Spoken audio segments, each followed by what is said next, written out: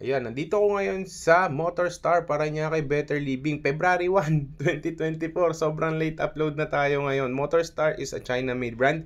Easy Ride 150 Fi, SRP niyan 75,000. Down payment 6,675. Bumi-rebate pa sila dito.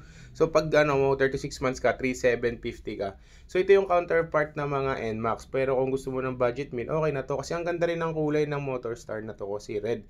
Meron din sila ditong black variant na Easy Ride 150 Fi din, 75,000, no? So may red, meron black. So wala tayong ABS dito kasi budget meal. Correct me if I'm wrong kung wala, kasi nung time na nagpunta ako dito is break time ng mga employee.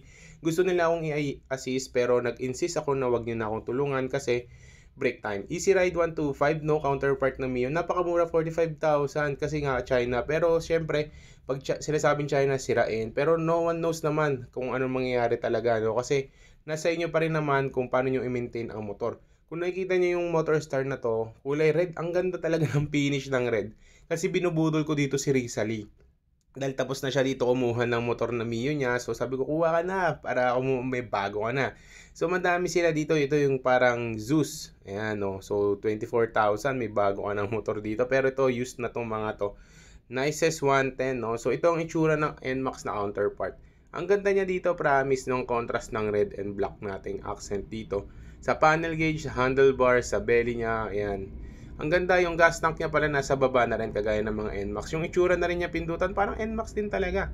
Ayan, so may mga side pocket tayo sa kanan and kaliwa. So, kasi dun yung yung mga lagayan natin. Tapos yung mga switches natin dito is okay.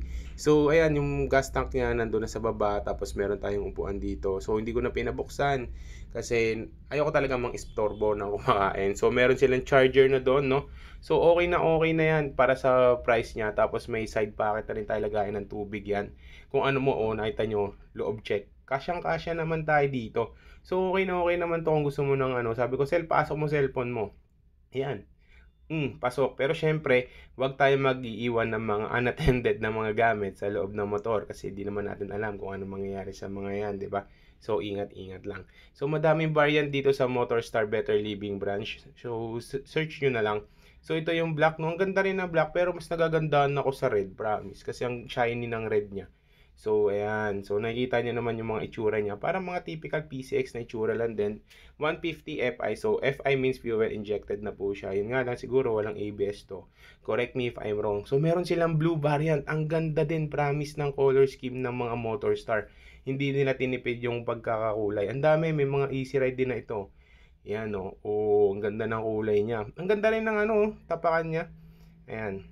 Nakita nyo naman, komportable. Meron din siyang tapakan, sobra. Parang NMAX din talagang itsura niya.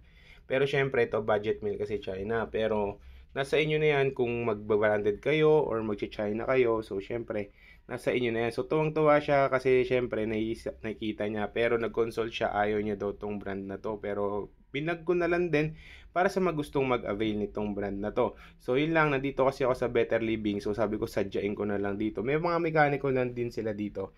Yun lang, bye-bye.